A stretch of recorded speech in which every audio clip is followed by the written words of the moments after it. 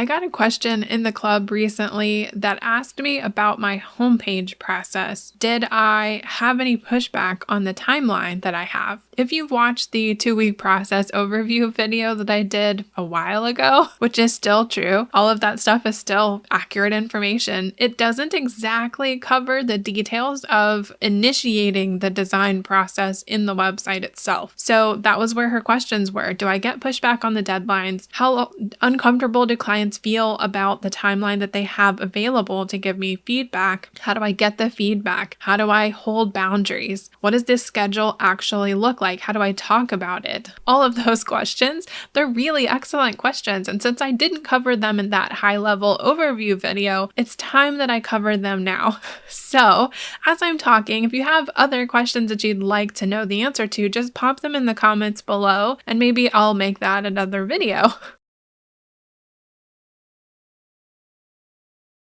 If we haven't met before though, before I dive into all this, my name is Caitlin. I run Launch the Damn Thing. I am a Squarespace educator now, but I'm also a graphic and web designer by trade, and I've got a lot of client-related experience to share.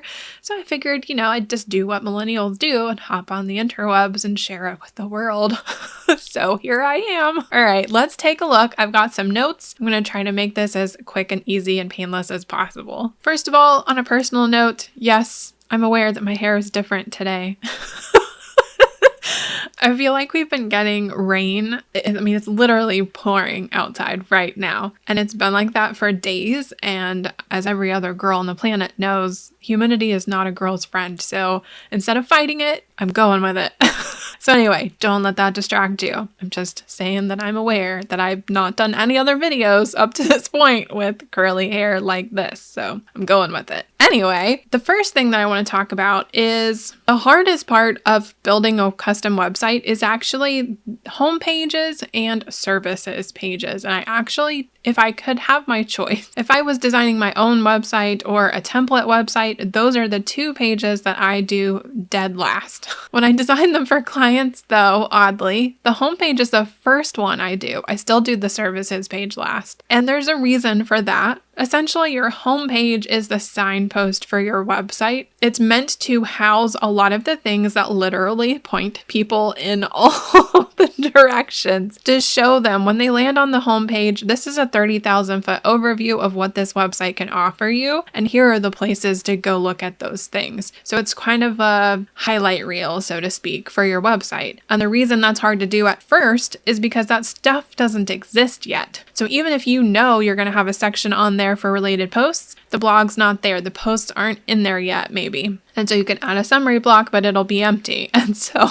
that's kind of hard to work around until you get kind of a rhythm going and you know what you like to do. Typically, what I work on, my clients that come to me are DIY websites in some capacity. And so typically speaking, there is at least one blog post at the time where I am either migrating their website into Squarespace or from an older version of Squarespace or just redesigning something that pre-existed in Squarespace. And so there's content to point to already. So that's why I can start with the home page.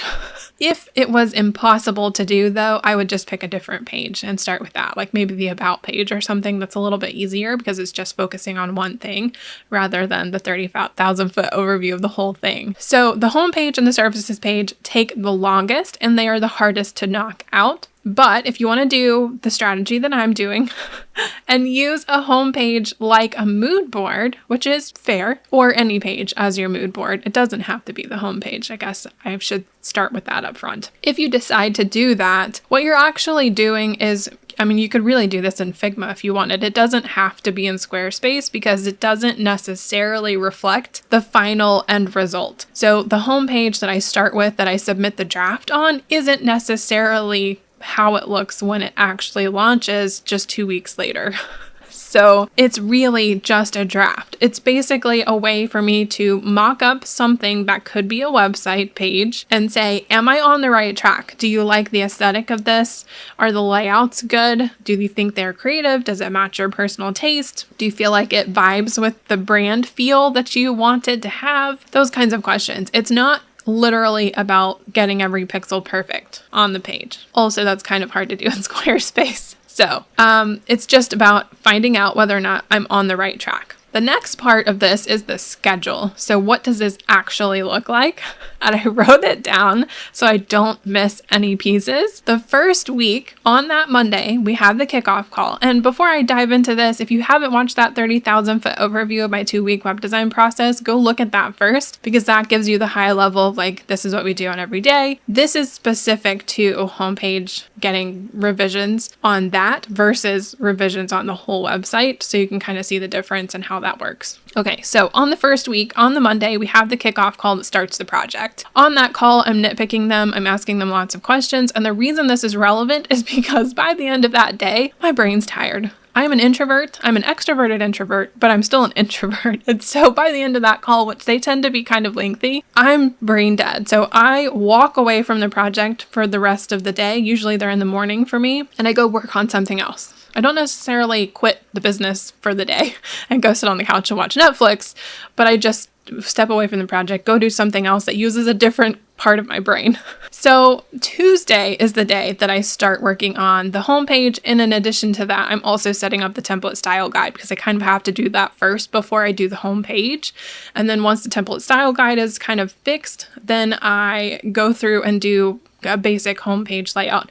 Wednesday morning, I submit the draft to the client, and usually we'll have an in-person meeting, a virtual meeting, where we'll go through it together. I will explain my design choices. I'll explain how things work. I'll show them any animations or hover effects or whatever's in there. And then at the end of the call, I'll ask them how they feel about it. Is there anything that that jumps out at them? Anything that makes them feel uncomfortable? Anything that they would like to change? Those kinds of questions. The reason I like to do this on a call is because you get, number one, the opportunity to record it and watch it back if you need to, but also the real-time experience is very helpful in getting a sense of how they actually feel, because a lot of people are not capable of writing down their thoughts. They're either afraid to tell you that they don't like it, and so they'll just say it's fine, and then the designer on the other side is like, but what does that mean? And so meeting kind of over a call is a little bit easier to understand whether or not they actually like it. I have also done pre-recorded Loom videos, and they can just comment on the video with their feedback. That works too. My preference is to actually meet and have a call and discuss it together in a real-time discussion. So Wednesday after the meeting, I will send them a link to a markup, which is basically a full-page screenshot. This is so that they can use markup to give me their feedback on the design, make any changes to the text, or swap out a background image. I have had clients say, like, that texture is a little bit too for me. Let's switch that to a different pattern or something like that. And so those kinds of relatively minor changes for me personally, and I don't know whether to attribute this to my skill level or the clients that I work with and our personalities just vibing really well, but I tend to not have tons of revisions on the homepage. But I do give them 1 to 2 days to do that. While I'm waiting on their feedback, I go work on other things. I've got lots of other pages to build. Now I have a better idea of how to do that style-wise. And so I get started while they're giving me feedback. So they have the full page screenshot and markup. That prevents them from seeing the rest of the website as I build it. I have given client the live homepage link and markup before, not thinking, and then been terrified that they're going to see in progress builds of other pages and freak out because it looks ugly before it looks pretty. So if that's something that you're not sure about, just take a full page screenshot of the design, load it in as a JPEG, and they can give you feedback on that without actually having to see the rest of the website as you are building it while they're giving you feedback on a page that's kind of already done. So that's how I handle that. So they have before Friday-ish end of day to give me feedback on the homepage. Typically speaking, it's done by Thursday sometime, and I've already refocused on the rest of the site design. The following Monday of the second week, I'm presenting the link to the rest of the website. The homepage call is not required. Getting on a call to go through the entire website, that is typically required because there's a lot of moving parts and pieces. I want to explain how things actually function on the back end for them as the person who updates stuff. And a lot of the stuff that I put into their website is done with efficiency in mind so that they can update it here and it's kind of syncs to other places and those kinds of like quality of life updates. So that Monday, we have the call or whatever. We go through the website together. They're usually pretty happy with it. Then I send them the link to the markup where they can give me the rest of the feedback. The difference between that set of feedback and the feedback they just did for me Wednesday to Thursday or Friday the week before is that number one, it's a screenshot, so they can't see the hover effects, the clicks, the animations, the scrolling effects, whatever movement, interactive kind of elements are in the website. But also, I'm very clear about like, this is a concept. And it may turn out that this is how it turns out at the end when we launch it, but also things could change as I develop the rest of the website. So don't get too particular with your feedback because you can do that later, Monday to Wednesday of next week. And so they're never very particular, and that may be in part because I tell them not to be, but that's true, honestly. So if I build out the rest of the website, maybe I create a design layout that I really like that I also put into the homepage that wasn't there before or something. So it can ebb, flow, change, evolve, whatever. So the big question is, do I ever get pushback from the clients on these deadlines? Does that ever feel too fast for them? The question that I actually got says, I'm also curious whether you've had people push back on the hard feedback timeline, wanting to really take my time with this before getting back to you or something similar. So basically she's saying, have clients ever said, I'd really like to take time to go through this with a fine-tooth comb? No. I haven't. I can definitely see how that would happen. But in all honesty, and if you are not a designer and you've hired service providers, like just know that saying that kind of thing, I hesitate to say that it's a red flag, but it's definitely something scary to read because you don't know what that means to the designer. We tend to be very detail-oriented people. I am a very detail-oriented person. So if someone comes to me and they say they're going through it with a fine-tooth comb, I believe them. And I'm like, holy shit, this could take a month. So don't freak them out. I appreciate them going through it in detail. That's the kind of thing that I want them to do because I want them to go check the website on all device sizes. I want them to go click on all of the things and try all of the forms and do, I want them to see how everything works to make sure and test and whatever. But at the same time, within reason, because I have other deadlines following this project and the end date is the end date and that's when it ends. Like there's no extension. So I have said in response to more particular clients, like we can keep going until this end date. Like we don't have to launch on launch day. And if you need to keep going past the project end date and you're not ready to launch, but you need more of my help, that's totally fine too. We can do that, but it just can't happen at the extension or at the expense of someone booked after you. So you'll just have to book a new time slot and we'll finish it up then. And so they know that that's an option. It's just not on the time frame that maybe they want. And so that maybe in itself is motivation to get it done in the time frame that they have available. And I am very, very transparent about how long that is, when the deadline is, when I need it by. I'm extremely repetitive. It's in writing everywhere. I tell them on the calls. There's no chance that they forget. And if they do forget, they can ask me. I will not be offended that they didn't remember. So if you're worried about pushback, I would say be extremely transparent about your process. Every time you have contact with the client, remind them of what comes up next when the next due date is, even if they can see it in a portal somewhere and they have notifications. It doesn't matter. Tell them anyway. Tell them on the calls, say it in writing, put it in emails, wherever you need to have it. And that is what kind of holds them in a structure that makes them feel comfortable. The other side of this is that I've been doing this since 2016. Web design in Squarespace specifically, and I move really fast. So for example, last fall I did a website for an attorney and it was merging two separate WordPress websites into one kind of conglomerate Squarespace website. And that included migrating almost 400 blog posts into Squarespace. And we still only needed, and that was a pretty big website. It maybe had 20 to 30 pages in it outside of the blog. And we still only needed 2 to 3 revision days. She submitted around 120 markup comments, and we had some threads on a few of them as we discussed, options for how to do this or that thing. But she was totally able to complete all of the requests that she wanted. And then by the end of that 3 days, feel comfortable that she had gotten everything she wanted revised and it was okay to move on. So I would just say, whatever your boundary is, make sure you stick to it and hold your own deadlines. Don't extend them for no reason just because the client was lazy. Like, shit happens. That's fine. If you can flex with it, that's good, fine. But make that the exception, not the rule. So hold your own boundaries means basically the client doesn't know what the hell they're doing when they hire you. And that's kind of the point. They know that you do, and they're trusting you to lead them through this process.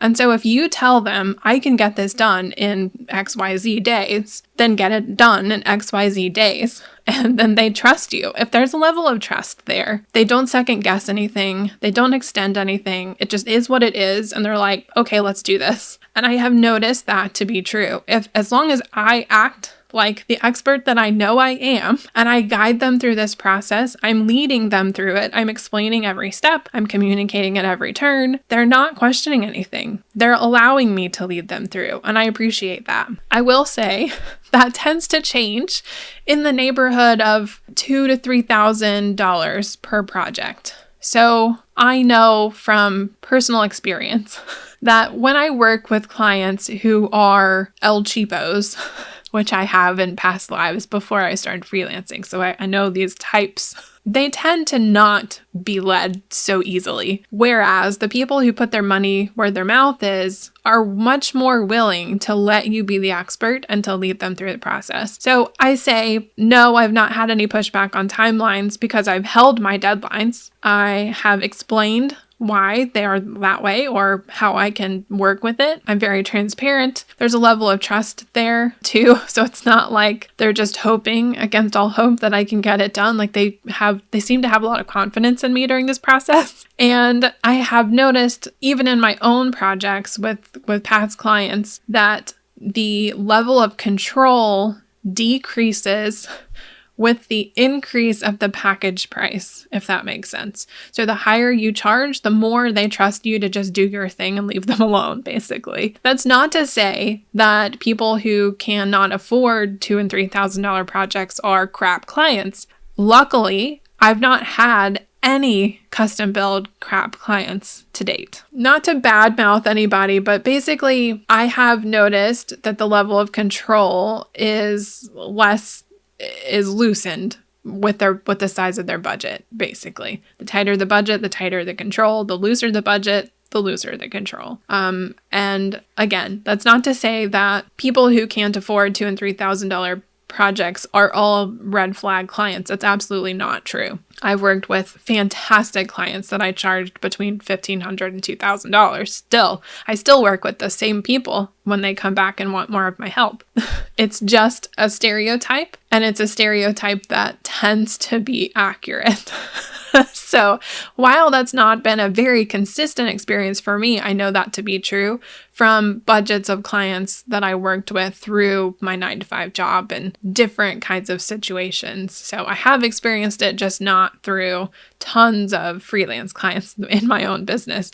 And I don't know what to attribute that to. If you're sitting there and you're thinking, all of my clients are red flag clients, I'm sorry, I can't give you like a list of things, except that if you are yourself and you're just being yourself, you tend to attract people that like that version of you, can relate to that version of you, find it easy to trust that version of you, and the projects just go really smoothly. So ever since I rebranded in 2020, I honestly can't think of a single red flag client project that I've actually taken. And I've gotten lots of red flag inquiries, but for projects I've actually taken, people that I've actually worked with, every single human has been phenomenal at any price point. And I attribute that, I guess, to my branding because I'm attracting the correct audience. So that's my brain dump of what the homepage process actually looks like and whether or not I get pushback on the timeline. That seems to be the most popular question, not just for the homepage process, but for the project in general. Like, do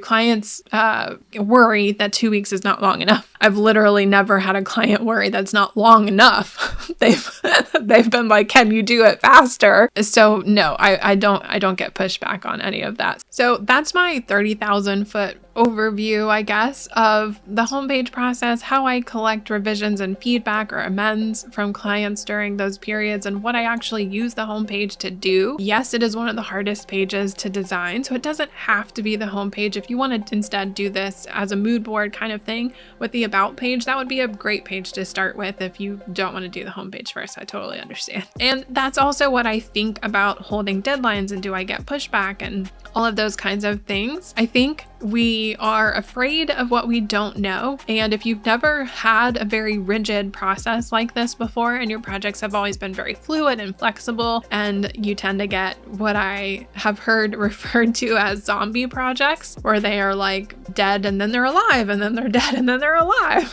where it ends and then the client comes back all of a sudden, they're like, well, I know you haven't heard from me in 2 months, but I'm ready to pick this thing back up again. And you're like, oh God, I'm busy now. I can't do this. That's a zombie project. If that's your reality and you've not done it the other way, my way, where I can predictably say, if I can fill all of these spots, I will make X dollars per year. That's a better way to do it, in my opinion, just because it's income stability. As opposed to one super long project that draws out for months and months. And those people tend to be the people that scope creep, that bulk at deadlines, that aren't flexible with your schedule. It's more about what works for them. And that's fine if you're juggling multiple projects at once and you can kind of toss the ball to their court and then go work on something else in the interim. But I don't like to work that way myself. It's just that doesn't resonate with me. I prefer to do one and done, move on to something else. My brain just needs to be, I just can't do the same thing for months on end. It drives me crazy. That's what I did in my 9-to-5 job. So anyway, that's what I would say about the timelines. Like if this is new and scary to you, it's just because it's an unknown. I wouldn't write off anything or be too afraid to try it until you have actually tried it and know for sure whether or not it works for you. I won't say blanket statement that it'll work for everyone, but it's my favorite way to work, and I'm happy to share that with you guys to make your lives a little bit happier and easier, hopefully. So if you liked this video, make sure you like and subscribe for more like this. And if you haven't watched the video where I covered my 2-week design process for a website, then go watch that now, and some of what I said today will make a little bit more sense. That's all I have for you in this video. I will see you in the next one. Bye.